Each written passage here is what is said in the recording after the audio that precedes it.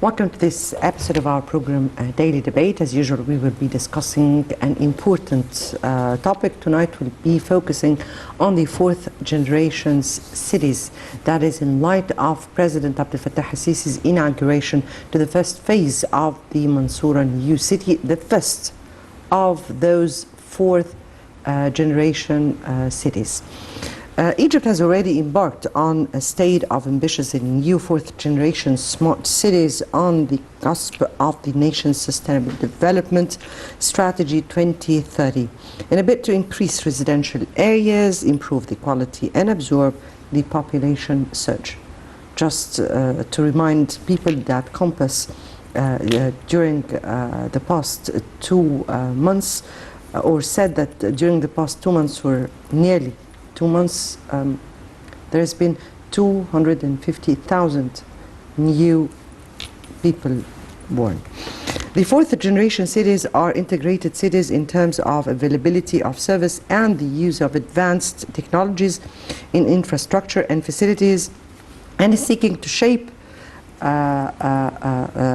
the country or the future of the country. The new fourth generation cities that have been designed according to the latest global standards. Since assuming power, President Sisi has embarked on a mission to comprehensively reshape the country, defying political, economic and social challenges. Today, just today, the President has inaugurated this city. Now, in his or during this ceremony and during the President attending this inauguration and after the inauguration, the President has said that the building of New Mansoura city is part of a comprehensive plan by the state to build 34th generation cities. He said that building new cities is not a luxury but a necessity for achieving development, adding that the state efforts in construction and development aim to ensure a better future for the next generations. President Sisi said around 5,000 companies are working on the government development projects which employ more than 5 million people. The fourth generation cities is definitely or that is currently built include, of course, the new administrative capital, the new Alamein, the new Mansoura, East Port Said, Nasser City in Western Asyut, and new Ismailia, as well as others. The President said that the fourth generation cities are not, as I said, luxury, but essential to housing a growing population, and that we need to double Egypt's built-up area instead of crowding ever more people in the Nile Valley and Delta. The President said that the continued population increase at the current rate impedes development, stressing that overpopulation is an enemy that will impede the development of the country. Earlier in months before, particularly in March, the President said that the government is attempting to alleviate the population's living conditions despite rising population, warning that difficulties will persist should the country's population keep increasing at this pace. The President has also spoken about what should have been done since years ago, and that the whole country, and particularly while showing some of the slides of the presentation, showed that there were some negligence and that those housing units and new cities should have been built again in order to give opportunities and extend to overcome the difficulties of the overpopulation. And the President also spoke about the new Mansoura as a symbol to the fourth generation cities, which is a resilient city and a city eco-friendly to the climate change. And he urged all institutions to work together in order to be able to confront the upcoming challenges, particularly the overpopulation, as well as urging scholars to speak loudly about urgent matters.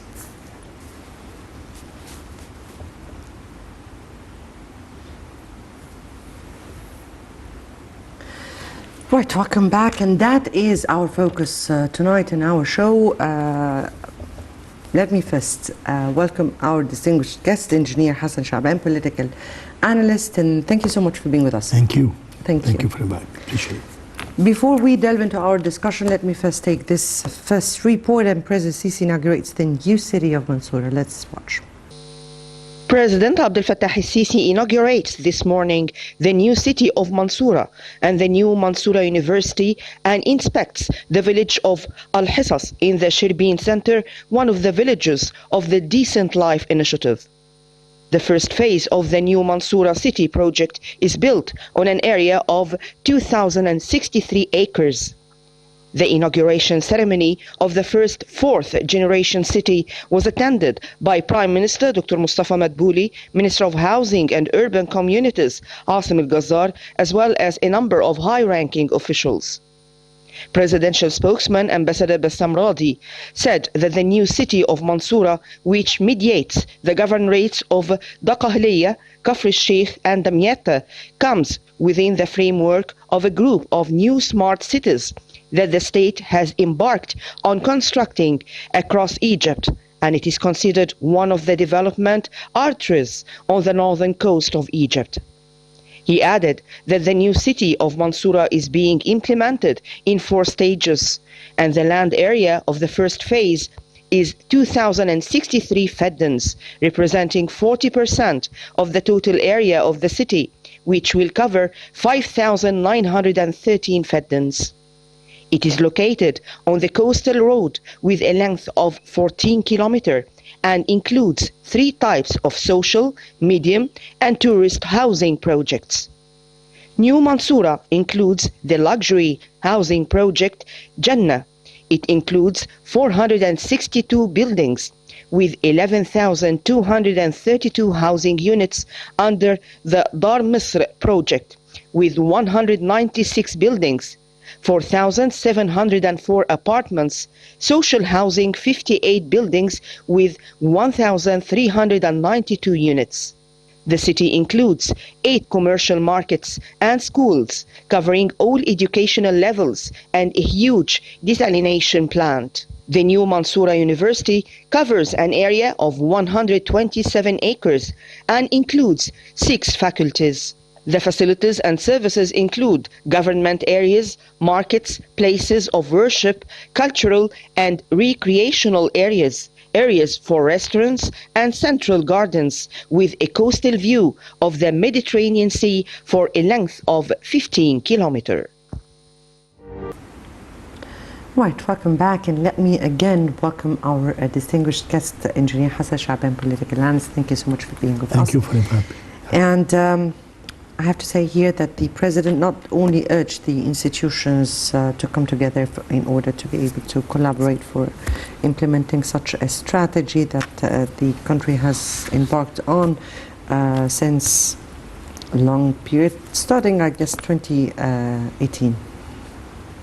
Or even, yes, starting 1 year earlier, 2017. Yes, 2017, indeed, right. Indeed.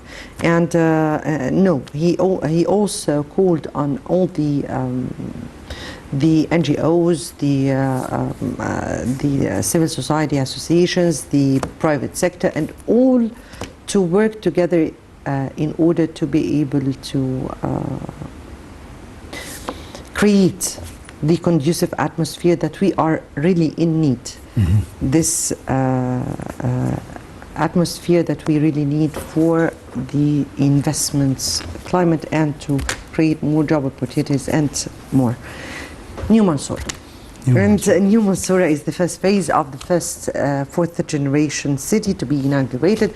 Today was the inauguration of the first phase. It is of 4 stages. So what can you tell us about such inauguration today, or about the new Mansoura? Again and again. The new republic, let me put it this way. When you look at the new Mansoura city, the phase 1, which covers about 2,000 faddans actually, of the total area, which is like 40% of the total area allocated for this project. Actually, one look at the master plan for Egypt, you have to consider that just a couple hundreds of kilometers there is New Alamein, and then New Mansoura, and then the new capital. Actually, a lot of new small cities being developed. Mansoura is a very lucky city because it's one of the few delta governments that have a desert area which was used to build this city on. It's not really, they did not use agro land to build on it the new city. And actually, we are witnessing a new era in the delta life, because you see all the population in Egypt is concentrated in the delta and the valley, and we have 2 problems: the increase in population and the bad distribution of population as well. It's not only you're defeating the purpose of development by increasing the population, but also you have very concentrated population in areas that doesn't have the resources to support this population. So you're creating business chances and redistributing the population over the 1 million kilometer that you have actually. So actually you were living on 5% of the total area of Egypt, and this actually made it very difficult for the government to develop. So now you just the Nile Valley. Right, Nile Valley, exactly. And very few areas around. So I think with the construction of these new cities, you are really redistributing the population. This is number 1. The second phase, actually, which I really look forward, is to establish communities outside also the delta and the valley that depends on crops and agricultural crops that actually could be used as raw material for industry. So you should create an industrial community as well as an agro community, and establish simple houses to attract young people from the delta and the valley to live in these communities next to their jobs in outside the delta and the valley. So let's say that we are witnessing the birth of the new republic, the new capital, the major cities that we are witnessing. Hopefully, with the ambitious program that the government is adopting in,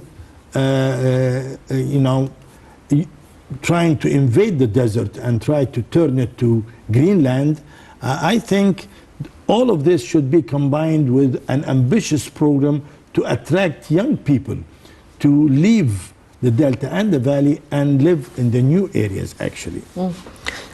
I guess the issue of making a social house or house that are favorable for youngsters is a very important idea. I guess they are taking such an idea in between, but I mean, here there are 3 types Of villas, yes. Of houses, yes. Of houses, the social, the medium, and the tourist housing, or the luxurious houses. Dar, Masra, and the Jannah, and all of that. Yes. Now, I'm not concentrating on this is perfect for a new city like Mansoura. But I'm talking about houses suitable for people who will work in the desert, simple life, and no luxury at all, just to fulfill their requirements and to create a family. Simple schools, simple hospitals, and the agro land is next to their houses. The crops that they produce will be used as raw material for the industry next to it. I think this is what Talat Harb did long time ago, when he actually established the weaving and spinning industry in Mahalla. We want to do this, but we want to do it outside the delta and the valley, because the delta and the valley is... So we're speaking, you're not the coastal cities, but we're also aware that there are other new cities across the whole country. I mean, here New Aswan and New Asyut and everything, right?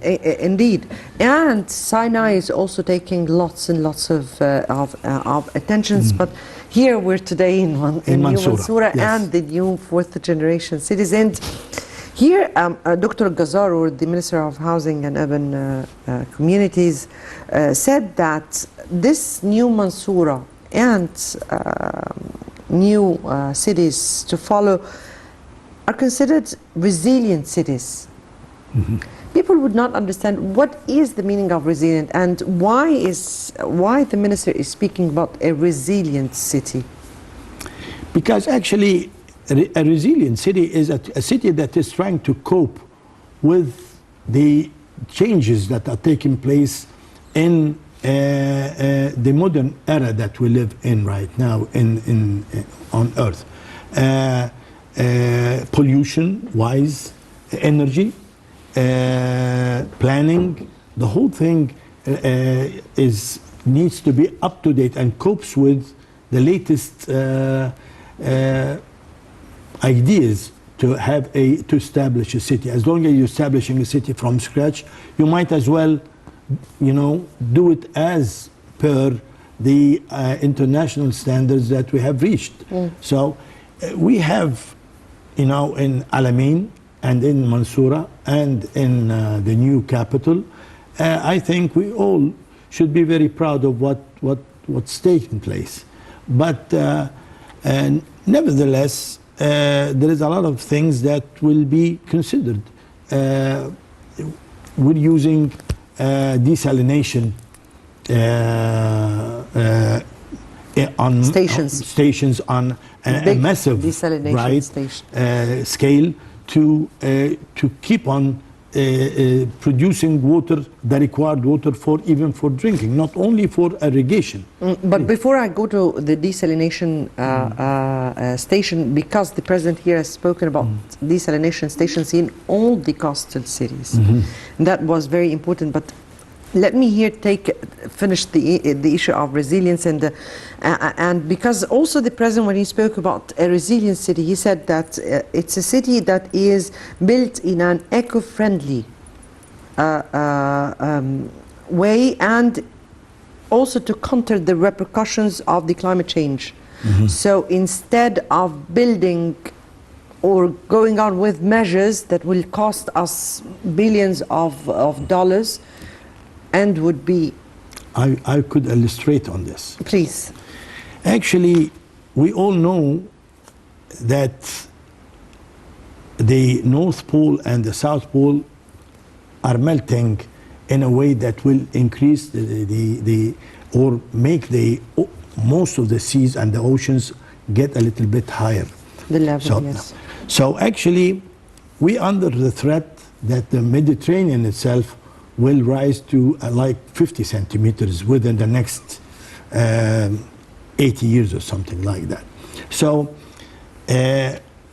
our coast on the Mediterranean will require to build a wall to prevent the Mediterranean from seeping to the delta, for instance. So instead of doing this, we're using geography to our benefit. Like the new Mansoura, actually, the geodesy and the topography of the area. The city was built on a higher ground, so we didn't really need to protect the delta from this particular window. When you know, whatever, the Mediterranean will rise, it could invade the delta from certain low areas. But in this particular location, it was chosen to build all the city on a higher ground, higher than what is anticipated to be the new water depth coming from the Mediterranean, if ever happens.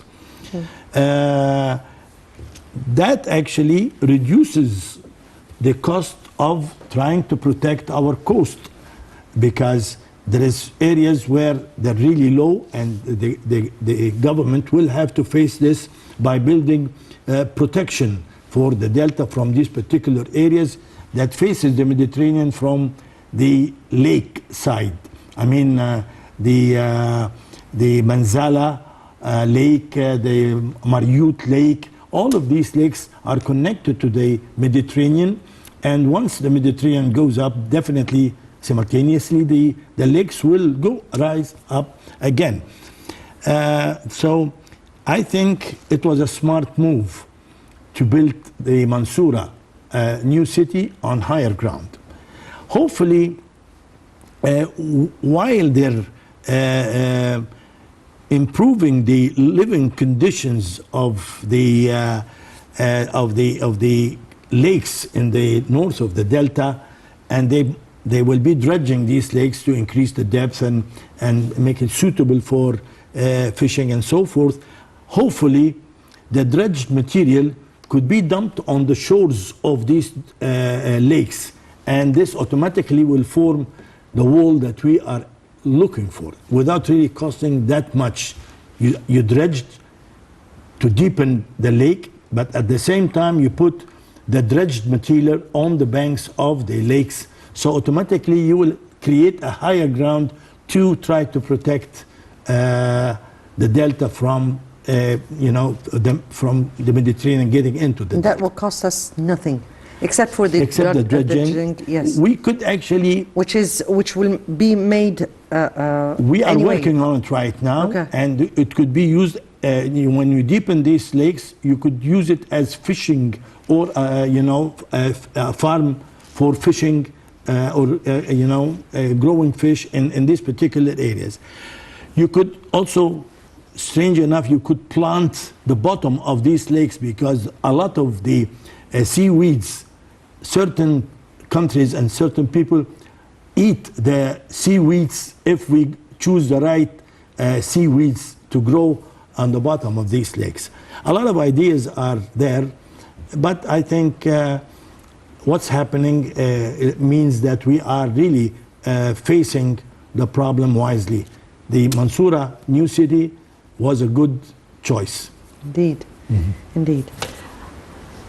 Desalination stations, and because it's so relative also to what you're speaking about here of ideas out of the box, but that is not an idea out of the box, it's a necessity.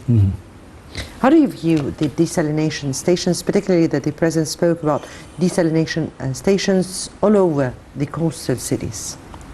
You see, desalination, generally speaking, whether it depends on salt water, desalinating salt water, or desalinating sewage water, it's becoming an essential, because we are facing a problem when it comes to water.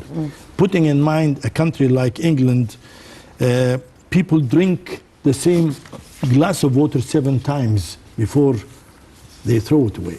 Actually, they desalinate it, and they desalinate it for 7 times before it's considered a wastewater. So we should actually be wise enough to realize that water is a very precious material and treat it with respect. whether we desalinate water from the sea or from sewage, I think it's becoming a very important issue to us. Indeed. Before I move on with our episode and before we speak more, let us take here the idea itself of and the strategy of which Egypt has embarked on and see this report. Egypt has embarked on a strategic plan to establish the fourth generation new cities. That was a few years ago. Let's watch. Egyptian government adopted a strategic plan that includes the establishment of 45 new cities, in which all ministries cooperate to accommodate the expected population increase, especially since the cities that had previously been created reached their maximum capacity. The previous period witnessed the establishment of 14 new cities, which indicates that Egypt is about to raise its inhabited area to 12% from about 7% before the launch of their various development and national projects. As enumerated in the Egypt Vision 2030 policy document, these projects are hailed by the government as fourth-generation cities, which are meant to alleviate congestion in existing urban areas. Their infrastructure is more advanced and eco-friendly, and their green spaces are considerably larger than those in the old districts. The new cities are established on high-quality standards in order to establish a new model for life in Egypt that depends on smart cities and keeping pace with the highest levels of global development in this field. Regarding the integrated vision of these cities, the goal is not only to construct new cities, but also to link them to the main axis and equip them with facilities to allow the citizens through the various initiatives to easily live and own property in those cities. The development of a fourth generation of cities across Egypt, including the new administrative capital, NAC, New Al Alamein and New Aswan city, will be a key driver of construction activity in the coming years. These developments are expected to raise the competitiveness of the local market, enhance living standards, and generate employment opportunities. As of September 2021, 37 new cities were under planning or development, and 24 existing cities were undergoing smart city regeneration. The new fourth-generation cities are projected to stimulate development throughout Egypt and maximize its competitiveness to attract both local and foreign investments. Right, welcome back, and back to you, Engineer Shaban. And as we've seen in the report, and Egypt has embarked on this strategy of building the fourth generation cities across all Egypt. And the leadership has always been keen, very much, on following up with those cities. Let me here take your reading first to those fourth generation cities, how important they are, why the leadership is so keen to carry on with those cities as fast as possible. You see, the leadership of our country realizes that we are competing with this increase in population. This is the main concern right now. We are competing with something that really we cannot control, and I think this is the biggest task that we're going to have to face. The president is fulfilling a dream, actually. This is the new republic. When we called it the new republic, it was not just a name. It is a new country, actually. A lot of people might criticize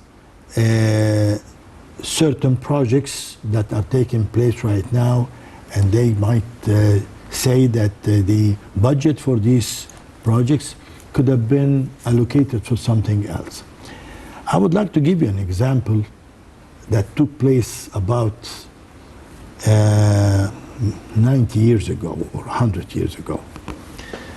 At one time, the Prime Minister of Egypt decided to pave a road, the coastal road of Alexandria, and they call it the Corniche. And it was only one lane at that time, it was not paved. And the name of the Prime Minister at that time was Ismail Basha Sidki. And he actually paved the road to make it two lanes, one way going, one way coming. And he was subject to a lot of criticism because that was a complete waste of money at that time. Can you imagine Alexandria without this road today? No. No. So No one. actually, one should be able to read the future. What's happening, you cannot really judge everything right now. You're going to have to read the future. You're going to have to connect all these new cities. Once a road passes by a certain desert, this desert will not remain desert forever. You need roads, electricity, then you're going to have development automatically. So I think the president reads it very well. He's trying to read the future. Unfortunately, a lot of people do not really have this talent of reading the future. But I think all what's happening today will be very beneficial within the next decade or so. I think the new era or the new phase of development, as I said, will be toward the desert. And we have established enough cities to attract a lot of population from the delta, the concentrated population in the delta to go to Mansoura, to go elsewhere, and along the Suez Canal, in Upper Egypt, Asyut, Sohag, all of these new areas should attract. But the coming era is the professional and economical cities, actually, small villages that are specialized to produce certain goods or material. So I think we have started a non-stop trip to develop our country. Let's keep our fingers crossed and let's be willing to build our country, because everything that took place in the past, and we criticized it at that time, was a blessing today. What Khidewi Ismail have done, and he built the new Cairo and all of this buildings and the planning of the city, we owe it to him. And he was criticized because Egypt was in debt for all of this. But today we're very proud of it, and we are renovating the Khedivia city. The downtown Cairo is being renovated. So actually we need... No, we're actually not. Because we're building a new republic. Well, that is not built. Okay, I know. You're that going Muhammad along Ali in two was, parallel lines. You're going into two parallel lines. You're maintaining your heritage and keeping it in good condition, and you're building the new republic. Indeed, so, right. Indeed, we're doing so. But this time with Egyptians, purely Egyptians. Anyway, I have to say here that ever since the president assumed let's say the mission, because it was a mission. It was a mission, yeah. He has vowed to comprehensively reshape the country. And in doing so, he defied political, economic, and even social challenges. Very true. Let me ask you, sir, how did the world look at what we are doing today? How do Egyptians look to what we are doing today? And what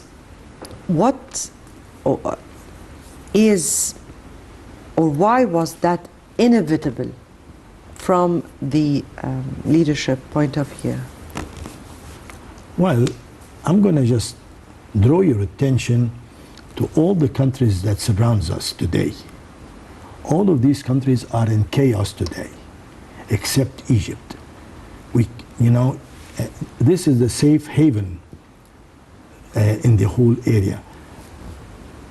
I don't want you to laugh if I tell you that very soon you might see people applying, Europeans applying for apartments and villas in our new cities.